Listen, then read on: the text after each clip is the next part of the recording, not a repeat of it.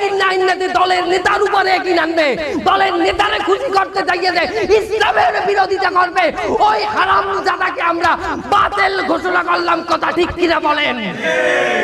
এই এই তোমরা রস করতে হবে না, তুমি নেমে যাও। কি হয়েছে? কান ছিঁড়ে ফেলাবো, বাস্ত করে ফেলাবো, বাস্ত করে ফেলাবো।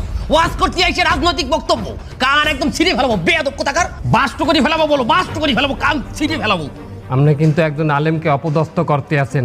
আল্লাহর জমিনে একজন আলেমকে অপদস্থ করা হবে, এই তাওহীদি জনতা সেটা মেনে নেবে না। এ তুই কি মনে করেছিস আমি চেয়ারম্যান এই জায়গায় বসে থাকবো, আমারে ওরা কথা বলবে?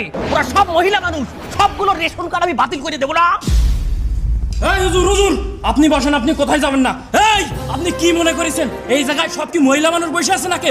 আপনি একজন আলেমকে অপমান করবেন, আমরা ধর্মপ্রাণ মুসলমানরা বসে থাকবো?